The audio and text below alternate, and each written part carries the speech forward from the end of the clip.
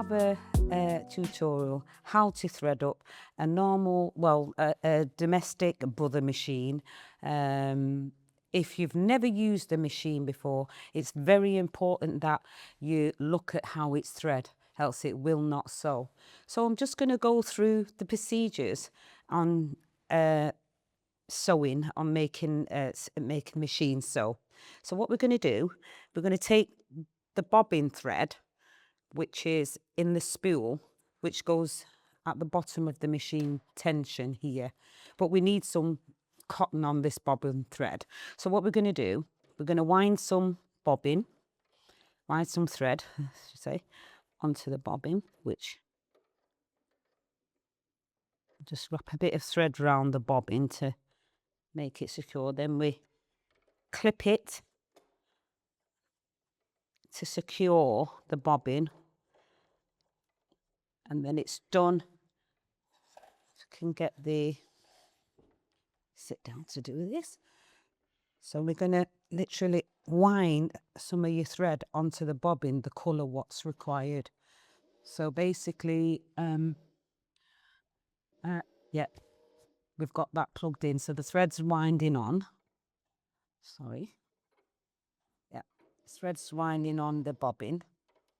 I normally hold it so it gets a good tight thread onto the bobbin. So you're going to just hold it and wind the bobbin on until it clicks and it stops, where it tells you there's enough thread on the bobbin to put in your spool, as you saw. So it will actually stop itself.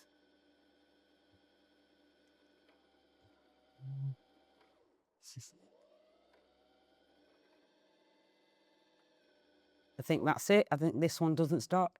So we're going to click that away from the bobbin stopper, and then we've got enough thread on your bobbin to start sewing. Right, so the next thing, once we've wind your bobbin on your spool, we're going to put it into your spool here, spool case, and then there's a little groove here. You slot your thread through so it runs quite smoothly into your bobbin. So once you feel that smooth flow of the thread, you know it's ready to sew. So then we're going to pop this bobbin into the spool case into the machine. We're going to click it. It's a small click, so it's actually, locked in. There's no way that can come out. It's a small click and it's locked in. So that's your spool. We'll close that up. Now, we're going to thread the machine. It's a brother machine. So threading is very important, because if it's not threaded correctly, you won't get a good stitch. So basically, I'm just going to show you to thread just a normal brother domestic machine. So you've got your thread here. So we're going to wrap it round this tension here. What comes first? All the machines are different techniques what you use. So we're going to wrap it round here. I think that's the best.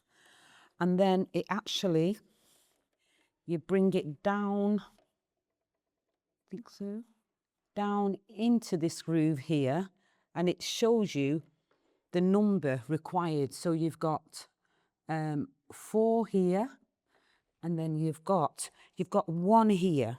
So you go, the actual instructions are actually on the machine, how to thread it. So from the bobbin, you go in across, which is here, and then you thread the thread underneath this tension here, and then go round this bobbin. Then we're going to go, I think we're going to go down here, go underneath, and we're going to bring that down. So once you've wrapped your thread around the tension here, number 1. Number 2, we're going to bring it down. It says it on here. Then you see 3 here. You've got 3 here. You're going to wrap this on all the way around. We're going to bring it back up to number 4. Find that tension here. So number 4. So we're going to wrap that round number 4. Bring that back down to a little, is it to number 5? It's just a little needle hook. Just before your needle is on your machine, there's a small hook on the side here. This must go through this. So now we've threaded it correctly. We're going to actually thread the needle. And on every domestic machine, the needle eye is straightforward. On a industrial machine, we thread it from the left going, the needle is turned eye on the left. So this is straightforward. So we're going to thread this through the needle eye, which I've caught there. Now, once we thread it through the needle eye and we thread up the machine correctly, we're just going to move the tension wheel slowly. Can you see? As a needle, you're going to, yeah, so just move it slowly so it can catch the bobbin thread. And as we move it and go up slowly, we just pull a slight pull on the thread and it brings up your bobbin thread here. So now we've got the bobbin thread up. There we go. And that is the way to thread a brother in domestic machine. Once we threaded the machine, you've got various stitch techniques that you can use by switching into the mould. So we've got buttonhole, we've got straight stitch, a little bit bigger there. So we've got, it tells you the numbers 2 and 3. So what we're going to do, we need just a straight stitch today. So we're going to put it on number 3. There, we're going to lock that to 3. 4 zigzag, 5, a wider zigzag, 6 zigzag again. And these are the various stitches, give little swirls and different techniques the machine can do. Now, for your tension, it's always going to be on number 3 or 3.5. That is the stitch length, because as you can see here, the wider you want the stitch length, the bigger the number. So if you want your stitch length to be like, I would say a millimeter, 2 millimeter or 1.5 millimeters. If you want it to be wide and then you want small stitches, you turn it to the appropriate stitch for the texture of your fabric. So let's put it on 3 today. So we're all set for the machine to sew. Now I'm just going to find just a old piece of fabric just so that we can show you, see if it's stitching okay. There we go.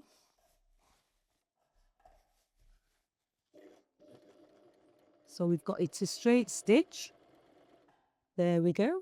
And that's your stitching that we've set it to. You can just see that in the back, which is quite a nice stitch for cotton as well. And why is it important to do the test stitching? It's important to do the test stitching because of the fabric texture. So say if you're sewing like very light fabrics like silks and you know, stretch fabrics and so forth, you have to set the stitch width to correspond with that fabric, you know. So with a like silk satin, we'll say we'll set it on a 3, and then for thicker fabrics we might set it 4, 5. So it gives a bigger stitch for thicker fabrics like leather and, you know.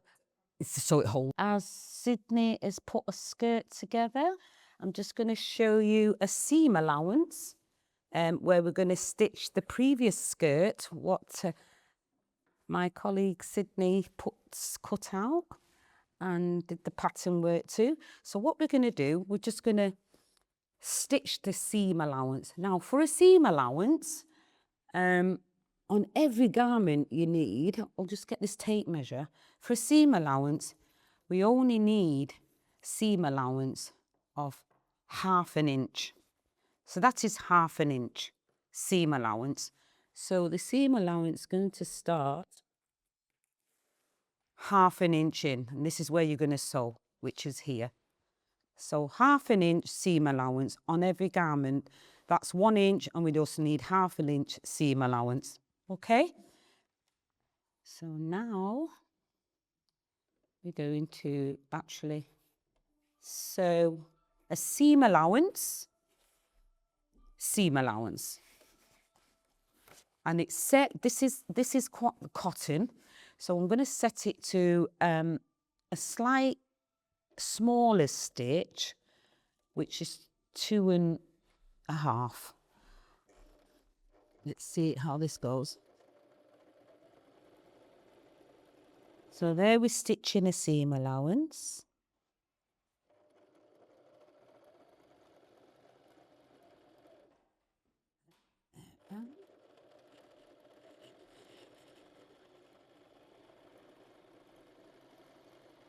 And then we're just going to back stitch it. This here, this tech thing, if you press that down and it'll go back. And then let go and it'll go forward. And that just ends the stitching, so it doesn't come away while you're actually, making the garment. So this is what we have with the seam allowance. There you go. Seam allowance stitched in the dress. So you can see that's a nice seam allowance. The stitching's quite good on that one. So we'll just stitch the other side. So the first thing you're going to do, join up the sides.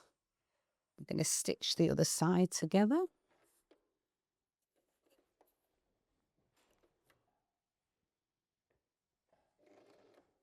We're going to back stitch that at the top as well, and so it doesn't come away when you're actually sewing. 1/2 inch seam allowance, which is required on most garments that are put together. With this cotton, with no need to overlock because it's not got fraying. Now, if you're sewing something, we normally overlock first to stop the fraying, similar to this kind of fabric where it's fraying here, so we cannot leave it with just a seam allowance. We need to overlock that, but I'll show you that in another tutorial. So you can stitch the side seams together and back stitch to hold your stitch down, and then there we go. Then we'll turn this skirt inside out, and I can see there you have your A-line skirt. Now what we normally do is literally press the seams out, which that's one of the main, when you're making a garment, is to press the seams out. So when we come to do the hem and the waist, which I'll show you on another tutorial. So I don't know if this iron's on. Yeah. So we just open the seams out when you've steamed, and just give it a light press just to get the seams flat.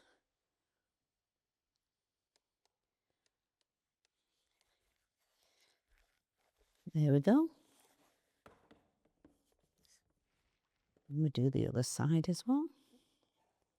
Just open out the seams.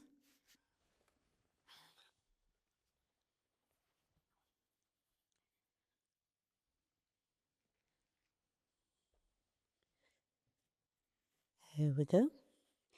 So the seams are quite flat.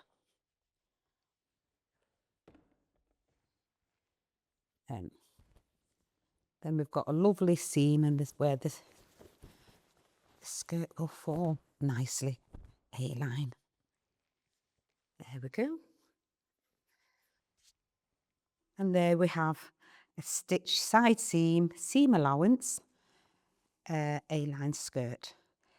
And then the next tutorial will show how a hem can be done, and also cutting out the waistband. Just glide that on.